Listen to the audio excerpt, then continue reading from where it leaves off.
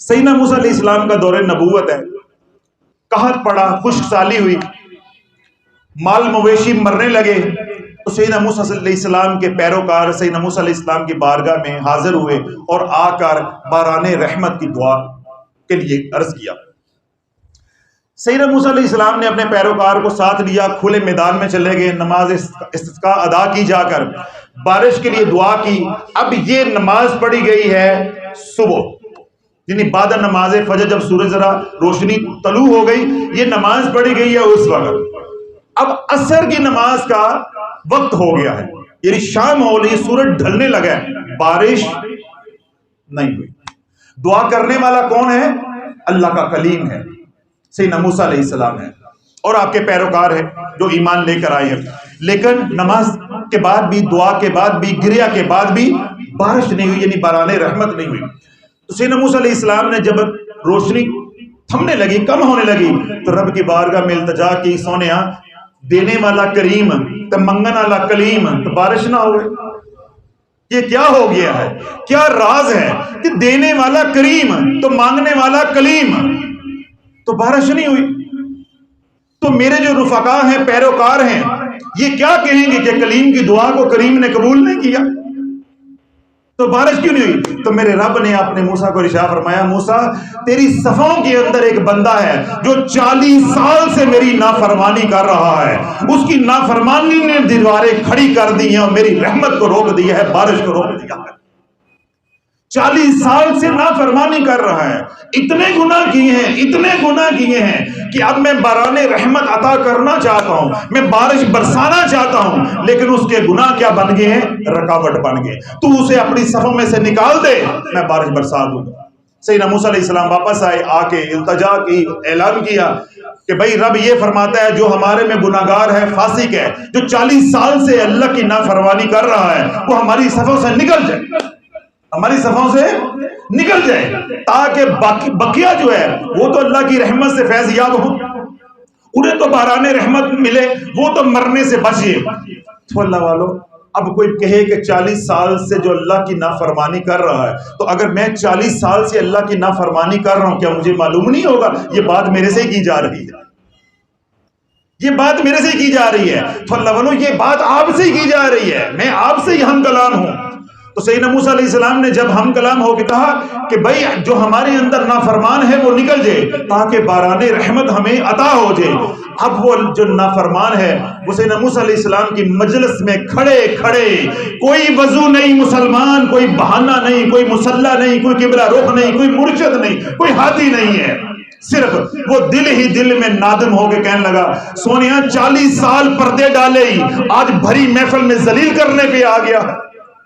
40 سال میرے پہ پردے ڈالتا رہا اور میں سینہ تان کے دلیر ہو کے، نڈر ہو کے، بے خوف ہو کے تیری نافرمانی تجھے کریم سمجھتے کرتا رہا۔ آج تو نے بھری مجلس میں اعلان کر دیا کہ باران رحمت رکی میرے بد نصیب کی وجہ سے ہے۔ اے اللہ، اگر میں مجلس سے نکلتا ہوں تو قوم سے بھی نکلتا ہوں، میری شناسائی ہوگی، ہر مجھے پہچانے گا، میں ذلیل و خوار ہو جاؤں گا۔ اے اللہ مجھے ذلت سے بچا لے، میں گناہوں کی توبہ کرتا ہوں، میں گناہوں کی توبہ کرتا ہوں، آج دارالشفا سے توبہ کر کے جاتا ہوں۔ اے اللہ میری عزت پہ پردے ڈال کے رکھ، میری ناموس پہ پردے ڈال کے رکھ، میری بیوی بچوں کی حفاظت فرما، میرے کاروبار کی حفاظت فرما، آنے والے حالات سے مجھے بچا، برے حالات سے بچا۔ اے اللہ ذلتوں والے حالات جو میرے مقدروں میں میرے گناہوں کی وجہ سے لکھے جا چکے ہیں، اے اللہ مجھے ان سے بچا، ان سے بچا لے، میں توبہ کر کے جا رہا ہوں۔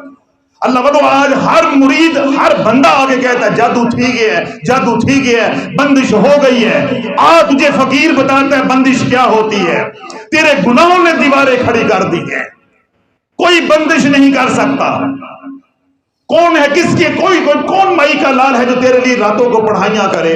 آج تو 2 منٹ 2 خوشی کے بول بھی بولنے پہ بہن بھائی راضی نہیں ہے، تو کون ہے جو تیرے لیے راتوں کو اٹھ کے تیرے پہ جادو کرے گا، پڑھائیاں کرے گا؟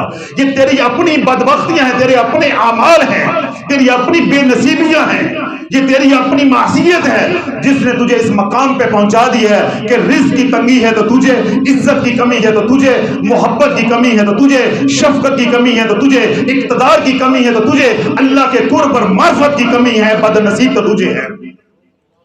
تیرے سے بڑا بھی زمانے میں کوئی بد نصیب ہوگا کہ اللہ نے تجھے ایمان دیا لیکن تجھے رب کی محبت نہ ملی، اللہ نے تجھے ایمان دیا تجھے غلامی رسول نہ ملی، اللہ نے تجھے ایمان دیا تجھے اللہ کا قرب نہ ملا، اللہ نے تجھے ایمان دیا تجھے اللہ کی معرفت نہ ملی، تو بن دیکھے رب کو سجدے کرتا رہا، تیرا ایمان غیب پہ رہا، تو نے دیکھ کے رب کو ایک بار اللہ نہیں کہا، تجھے ایک بار 40 سال میں اللہ کہنا نصیب نہیں ہوا۔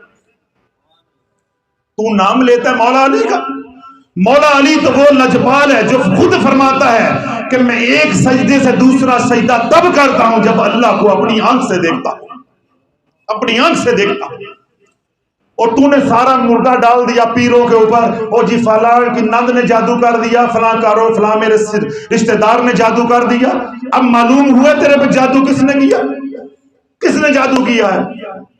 اب اس نے دل ہی دل میں بنی اسرائیل کے سیدنا موسیٰ علیہ السلام کے پیروکار نے امتی نے جب دل ہی دل میں توبہ کی تو بارش رم جم شروع ہوگی، بارش برسنے لگی۔ اب بارش برس رہی ہے، مجلس سے کوئی نکلا نہیں ہے، سیدنا موسیٰ علیہ السلام حیران ہیں، حیرت زدہ ہیں، رب کی بارگاہ میں دوبارہ التجا کی، سونیا تو نے تو کہا تھا کہ تیری صفوں کے اندر ایک نافرمان ہے جو 40 سال سے میری نافرمانی کر رہا ہے، بارش اس کی وجہ سے رکی ہے، ابھی تو ہماری صفوں سے کوئی نکلا نہیں ہے، تو پھر یہ باران رحمت کیسی؟ تو میرے رب نے فرمایا موسیٰ یہ اس خوشی کی بارش ہے جو ایک نافرمان نے آج میرے سے توبہ کی ہے، اس کی توبہ سے جو مجھے خوشی ہوئی ہے، اس خوشی میں نے آج بارش برسا دی ہے۔ ایک نافرمان کی توبہ پہ میں آج اتنا راضی ہوا ہوں کہ میں نے بارش برسا دی ہے۔ سیدنا موسیٰ علیہ السلام نے عرض کی یا اللہ پھر خوشیاں تو کلے کلے، خوشیاں تو اکیلے اکیلے ہی، یا اللہ اس بندے کا مجھے نام بتا دے تاکہ میں بھی اس کے ساتھ مل کے خوشیاں مناؤں۔ تو میرے رب نے فرمایا موسیٰ کہ جب وہ نافرمان تھا 40 سال میں تیرے سے بھی چھپاتا رہا، تیرے سے بھی میں پردے ڈالتا رہا، تجھے بھی میں نے معلوم نہ ہونے دیا کہ یہ میرا نافرمان ہے، آج جو اس نے توبہ کر لی ہے تو آج اس کو میں رسوا کر دوں، تو پھر قیامت تک مجھے ستار کون کہے گا، غفار کون کہے گا؟ جب وہ نافرمانی کرتا رہا تو میں پردے ڈالتا رہا، 70 ماؤں سے بھی بڑھ کے پیار کرنے والا ہوں، میں اس وقت پردے ڈالتا رہا۔ اب تو اس نے کہہ دیا ہے اللہ میری توبہ، تو اب اس کے عیب لوگوں کو دکھا دو تو مجھے ستار کون کہے گا، مجھے تواب کون کہے گا، مجھے غفار کون کہے گا؟ تو اللہ بولو ہم نے سارا مردہ کس میں ڈالا ہوا ہے؟ جادو تھی گیا ہے، جادو تھی گیا ہے۔ وہ کبھی اللہ والوں بے وقوفوں والا رویہ چھوڑ کے کبھی عقل مندوں والی بات کرو۔ میں آپ کے سامنے بیٹھا، میں 15 20 جادوگروں سے ایک وقت میں لڑا ہوں، پھر آپ حضرات کو میں اللہ رسول کی سنا رہا ہوں، کیا شیطان میرے سے خوش ہو رہا ہے؟ کبھی عقل بھی استعمال کرو کہ آپ سینکڑوں لوگ بیٹھے ہیں، آپ رو رہے ہو، گناہوں سے توبہ کر رہے ہو، اگر کسی کی عمر 45 سال ہے اس میں سے پہلے 15 نکال دو تو 30 سال کے گناہوں کو معاف کرنے کا اللہ نے مجھے ذریعہ بنایا ہے، تو کیا شیطان میرے سے راضی ہو رہا ہے؟ تو اللہ اگر مجھے اس کے شر سے بچا رہا ہے تو آپ تو اکیلے ہو، آپ کو نہیں بچا سکتا، تو کس بات پہ ڈرتے ہو شیطان سے؟ کیوں ڈرتے ہو جادوگروں سے؟ کون سا میرا بیان ہے، کون سی میری تقریر ہے جس میں اللہ والوں میں آپ کو غیرت نہیں دلاتا، آپ کو جرت نہیں دلاتا، آپ کو حوصلہ نہیں دلاتا، آپ کو کہتا ہوں ہمت باندھو؟ اللہ والوں شیطان تمہارا کچھ نہیں بگاڑ سکتا، شیطان کے پاس اتنی طاقت ہے، اتنی طاقت ہے، اتنی طاقت ہے کہ الفاظ کے اندر بیان نہیں کی جا سکتی۔ میرے شیخ رحمۃ اللہ فرماتے تھے کہ سمندر کی تہہ کے اندر جو مخلوق رہتی ہے اس کے دل میں جو وسوسہ پیدا ہو رہا ہے شیطان کی وجہ سے ہو رہا ہے، شیطان کے تصرف سے ہو رہا ہے، شیطان کی طاقت سے ہو رہا ہے۔ جو 7 سمندروں 7ویں تہہ میں مخلوق رہتی ہے جو اس کے دل میں بھی وسوسہ ڈال رہا ہے وہ شیطان ہے، اس کی طاقت کا کیا عالم ہے، اس کی طاقت کا کیا عالم ہے۔ لیکن میرے رب کی کریمی تو کبھی سنو، تم نے صرف ابلیس کی طاقت ہی سن لی ہے اور ڈر گئے، بس مر گئے، ڈر گئے، مر گئے، ڈر گئے، مر گئے۔ تو رب کی کبھی کریمی تو سن، اللہ نے تصرف دیا ہے اس کو، اللہ نے طاقت دی ہے، لیکن اللہ نے اس کا راز بھی بتا دیا، اس کا چور سوئچ بھی بتا دیا ہے، اس کا پاس ورڈ بھی بتا دیا ہے۔ بس تو ایک بار کہہ دے اعوذ باللہ من الشیطان الرجیم، پھر بچانا میرا کام ہے۔ تو ایک بار کہہ دے لا حول ولا قوت الا باللہ العلی العظیم، اس کی طاقت سے بچانا، اس کے شر سے بچانا میرا کام ہے۔ اللہ بولو جتنی بھی طاقت ہے، جتنا بھی اس کا تصرف ہے، جتنا بھی اس کا اختیار ہے، وہ صرف ان دو کلموں سے ختم ہو جاتا ہے، اعوذ باللہ من الشیطان الرجیم یا لا حول ولا قوت الا باللہ العلی العظیم۔ یہ کس مسلمان کو نہیں آتے؟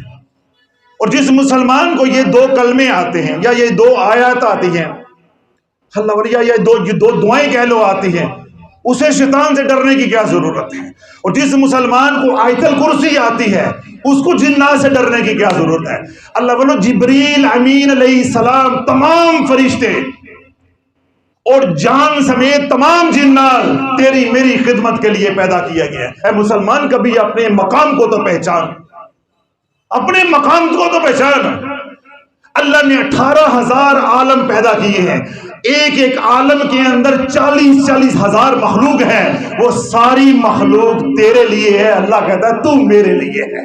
وَمَا خَلَقْتُ الْجِنَّ وَالْإِنسَ إِلَّا لِيَعْبُدُونِ، یہ سب کچھ تیرا ہے، تیرے لیے ہم نے بنایا ہے، تیری خدمت کے لیے بنایا ہے، مگر تجھے میں نے اپنے لیے بنایا ہے۔ اور آپ شیطان سے ڈرتے، جادوگر سے ڈرتے؟ جادوگر کی کیا اوقات ہے؟ کتنی بار میں نے یہ فکرہ بولا ہے کہ مسلمان تیرے پیشاب کے اندر اتنی طاقت ہے جتنی جادوگر کے جادو میں طاقت نہیں۔ تیرا پیشاب بھی جادوگر سے قیمتی ہے۔ کیوں؟ یہ پیشاب ایمان والے کا ہے، حالانکہ پیشاب ناپاک ہے۔ کتنی بار یہ فکرہ بولتا ہوں کہ کسی طرح آپ کے اندر جرت آئے، ہمت آئے، طاقت آئے، تو یہ میرا کیا بگاڑ سکتے؟ ہم نے اس کو اللہ کہہ کے پکارا جس کا کوئی شریک نہیں ہے۔ میری آپ کی تربیت کی ابتدا اللہ نے کہاں سے کی؟ اقرأ بسم ربک الذی خلق، پڑھ اس رب کے نام سے جو سب کو بنانے والا ہے۔ اب مجھے بتا کہ تیرا جادوگر کیا بنانے والا ہے؟ ابلیس نے اس کائنات میں کیا بنایا ہے؟ کس کا وہ مالک ہے؟ میرے رب نے بندے سے جو کلام کی ہے، پہلا فکرہ جو بولا ہے یا پہلی آیت جو نازل کی ہے، جو پہلا رابطہ کیا ہے، اللہ نے رابطے میں سارا کچھ ٹھاپا کر کے رکھ دیا۔ اقرأ بسم ربک الذی خلق، پڑھ اس رب کے نام سے جو سب کو خلق کرنے والا ہے، تخلیق کرنے والا ہے۔ تو تیری نند نے کیا بنایا ہے؟ تیری ساس نے کیا بنایا ہے؟ یا جس کو تو جادوگر کہتا ہے، جادوگر نہیں کہتا ہے، وہ کون سے تصرف کی مالک ہے؟ اگر ان کے پاس کوئی طاقت بھی ہے تو خیر ہی و شر ہی من اللہ تعالی، وہ اللہ ہی کی طرف سے ہے۔ تو جب تو اللہ سے پناہ مانگ لے گا تو کون تجھے نقصان پہنچا سکتا؟ کوئی ہے تجھے نقصان پہنچانے والا؟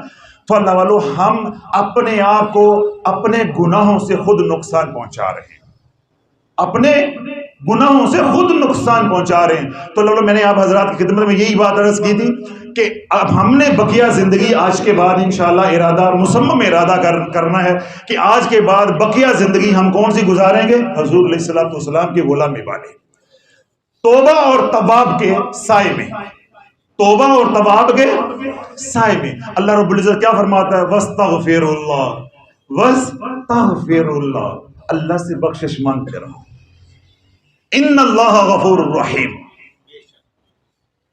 بے شک وہ بڑا درگزر کرنے والا ہے، رحم کرنے والا ہے۔ وَاسْتَغْفِرُ اللَّهَ، کثرت کے ساتھ چلتے پھرتے اٹھتے بیٹھتے اللہ سے توبہ کرتے رہو، استغفار کرتے رہو۔ استغفر اللہ الذی لا الہ الا هو الحی القیوم واتوب الیہ، استغفر اللہ رب من کل ذنب واتوب الیہ، یا محض اتنا کر لو، استغفر اللہ استغفر اللہ استغفر اللہ۔ اتنا بھی کرتے رہو گے انشاءاللہ وہی فیضان ملے گا جو سیدنا آدم علیہ السلام کو ملا ہے، اسی کی خیرات ملے گی۔ جتنا تیرا دامن ہوگا، جتنی تیری طلب ہوگی، جتنے تیرے بخت اور نصیب ہوں گے، وہی فیضان ملے گا جو ربنا ظلمنا انفسنا وان لم تغفر لنا وترحمنا لنکونن من الخاسرین پڑھنے پہ ملا، جس کا تعلق رحمت کے ساتھ ہے، جو رحمت میں رب نے رحمت خاص سیدنا آدم علیہ السلام کی خطا معاف کرتے ہوئے نازل فرمائی، اسی کا فیضان جاری ہوگا، اسی کا فیضان۔ تو چلتے پھرتے اللہ والوں کیا پڑھنا ہے؟ استغفر اللہ استغفر اللہ، اللہ کے اس حکم کو پورا کرنا ہے، وَاسْتَغْفِرُ اللَّهَ إِنَّ اللَّهَ غَفُورٌ رَحِيمٌ۔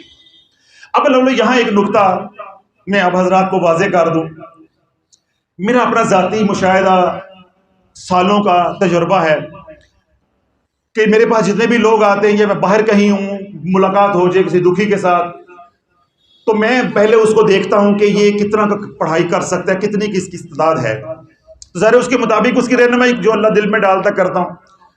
تو میں نے اگر کسی کی مصروفیت دیکھتے ہوئے یا کسی کی نالائکی ہڈ حرامی دیکھتے ہوئے میں نے آسان وظیفہ بتا دیا، حالانکہ آسان نہیں بتایا، وظیفوں کا باب بتا دیا، لیکن اس نے میرے سامنے ہی توہین کی۔ ان دو وظائف کی جن کی توہین میں بارہا دیکھتا ہوں، وہ دو وظائف ہیں۔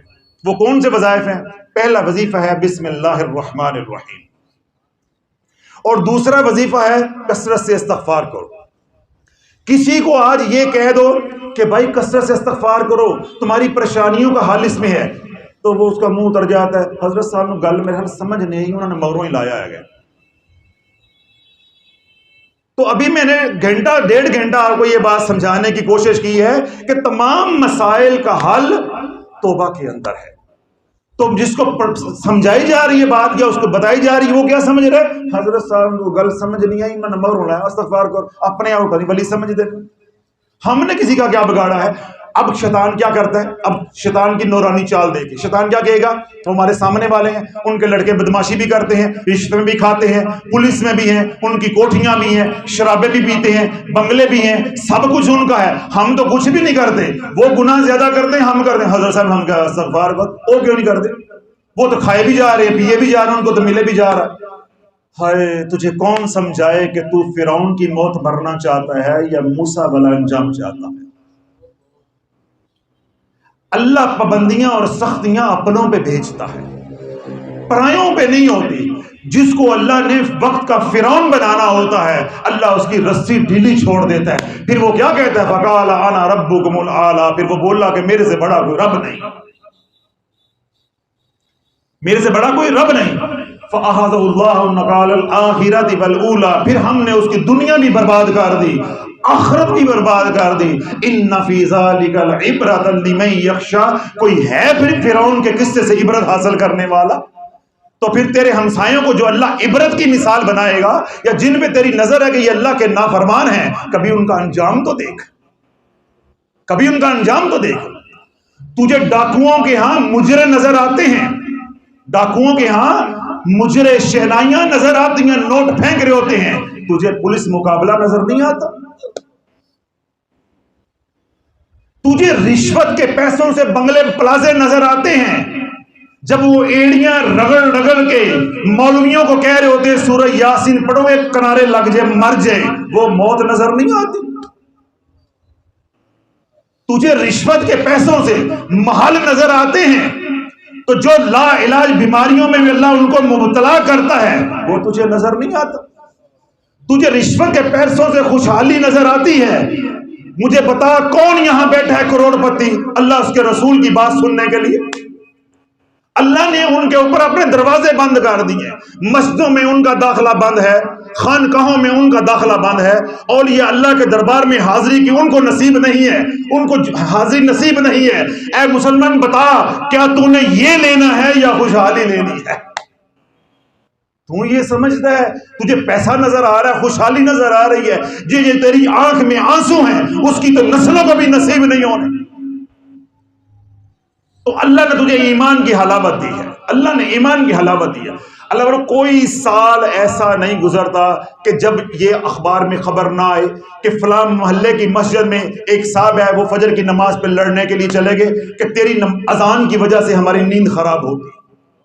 ہر سوسائٹی، جتنی بھی سوسائٹیاں آج کل نہیں بن رہی، جدید سوسائٹیاں بن رہی ہیں، سب کے اندر لڑائیاں ہیں، محلوں کے اندر لڑائیاں ہیں، اور بالخصوص فجر کی اذان کے اوپر لڑائیاں ہیں۔ کیوں؟ میں ایک بات کا اشارہ کرتا ہوں، شادی کا گھر ذرا تصور کرو۔ آج کل میں بھی آپ کہیں نہ کہیں گئے ہوں گے، شادیوں کا آج کل موسم ہے۔ شادی کے گھر میں جو شہنائیاں ہیں، ڈھول دمکا ہو رہا ہے، ناچ رہے ہیں، گا رہے ہیں، یہ وقت جو ہے اب چل سو چل ہے۔ جب رات کے بجیں گے 3، میرا رب کہاں ہوگا؟ آسمان زمین پہ۔ میرے رب کی رحمت اتنی قریب ہوگی اور اللہ صدا دے گا، ہے کوئی گناہوں کی معافی مانگنے والا، میں اس کے گناہوں کو معاف کر دوں۔ ہے کوئی بیمار شفا مانگنے والا، میں اس کو شفا دے دوں۔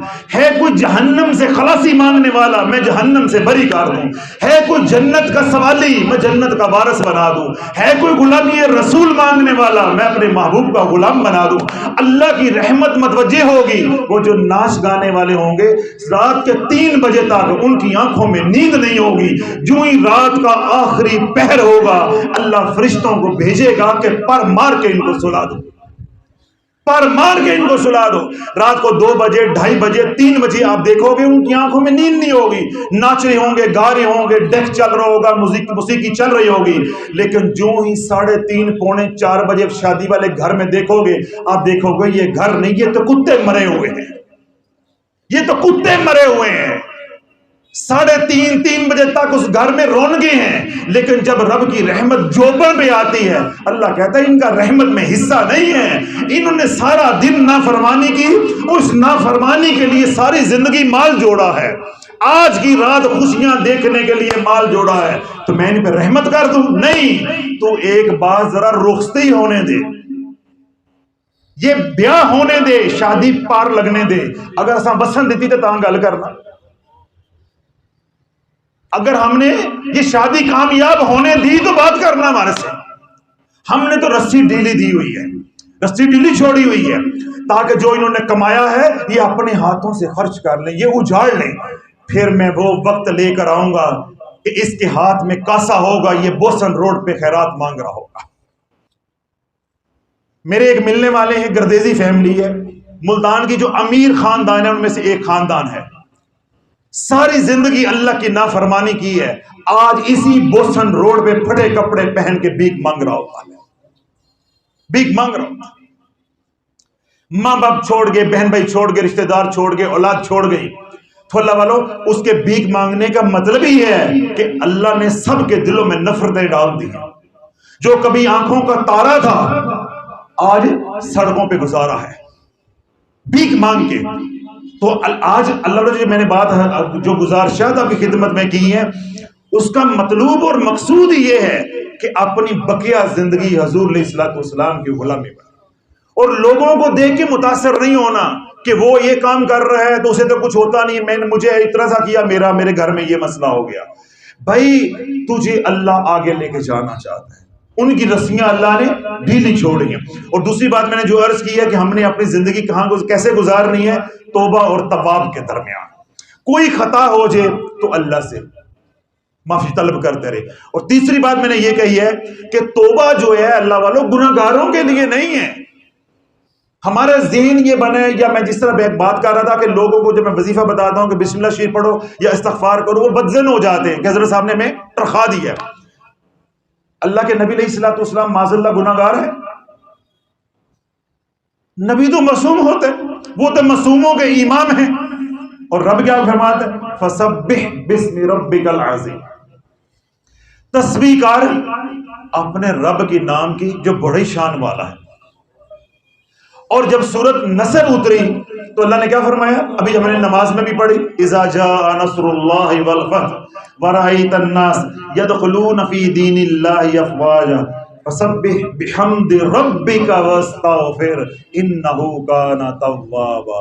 یہ سورت میں سب سے پہلے اللہ ہم کلام ہے، یا اللہ کا حکم ہے اپنے محبوب کو کہ حمد کے ساتھ استغفار کر، میرے نام کی تسبیح کر، میرے نام کی تسبیح کر۔ تو سلطان ہارون رشید نے بایزید بستامی رحمت اللہ علیہ کے جو روحانی مرید ہیں شیخ ابو الحسن خرقانی رحمت اللہ علیہ، ان سے یہ سوال کیا تھا، بلکہ اعتراض کیا تھا، تو شیخ ابو الحسن خرقانی رحمت اللہ علیہ جلال میں آگے آپ نے ڈانٹا تھا ہارون رشید کو، ہارون رشید سلطان محمود غزنوی کو ڈانٹا تھا کہ بولتے وقت احتیاط کر، کچھ خیال کر کے کیا بول رہا ہے۔ اس نے یہ اعتراض کیا تھا کہ جب حضور علیہ الصلوۃ والسلام جو ہے وہ گناہگار نہیں ہیں تو وہ استغفار کیوں کرتے ہیں؟ استغفار تو گناہگاروں کے لیے ہے۔ تو آپ نے کیا فرمایا کہ استغفار گناہگاروں کے لیے نہیں ہے، استغفار نیکوں کے درجات کو بلند کرنے کے لیے ہے، درجات کو بلند کرنے۔ تو اللہ والوں جو ہم ہیں، یعنی ہم لوگ ہیں جو گناہگار ہیں، استغفار سے ہمارے گناہ صاف ہو جاتے ہیں، اس کی نحوست گناہوں کی قدر. ہم نے توبہ کر لی، یا ایھا الذین آمنوا توبوا الی اللہ توبۃ نصوحا، ہم نے پکی توبہ جب کر لی، اب گناہ دروازہ بند ہو گیا. اب جو گناہوں کی نحوست ہمارے اوپر ہے وہ کثرت کے ساتھ استغفر استغفر استغفر اللہ استغفر اللہ، جب یہ ذکر کریں گے تو کیا ہوگا، اس کی نحوست ختم ہو جائے گی. لیکن جب نبی یہ ذکر کرتا ہے یا اولیاء اللہ استغفار کی کثرت کرتے ہیں تو اللہ ان کے درجات کو بلند کرتا جاتا ہے. تو مختصر یہ کہ اگر بلندی درجات چاہتے ہو تو پھر بھی استغفار کرنا ہے، گناہوں کی معافی چاہتے ہو تو پھر بھی استغفار کرنا ہے، اگر رزق کی فراوانی چاہتے ہو پھر بھی استغفار کرنا ہے، اگر عزت چاہتے ہو پھر بھی استغفار کرنا ہے، دونوں جہان میں کامیابی چاہتے ہو تو پھر بھی استغفار کرنا ہے. اس لیے آپ حضرات میں کوئی بھی شخص یہ کہتا ہے کہ میرے پہ جادو ہو گیا ہے یا میرے پہ حضرت صاحب یہ حالات ہیں کہ سارے دروازے بند ہو گئے، کتنے دروازے؟ 2 3 4 5 نہیں، سارے دروازے بند ہو گئے ہیں. میں ہر پیر کے پاس گیا ہوں، ہر فقیر کے پاس گیا ہوں، ہر آرے گہرے نتھو خیرے کے پاس گیا ہوں، میری مشکل حل نہیں ہو رہی. تو کثرت کے ساتھ استغفار کرنا شروع کر دے، اللہ رحمت کے وہ دروازے کھولے گا جس کا تو گمان بھی نہیں کر سکتا، تو گمان بھی نہیں کر سکتا.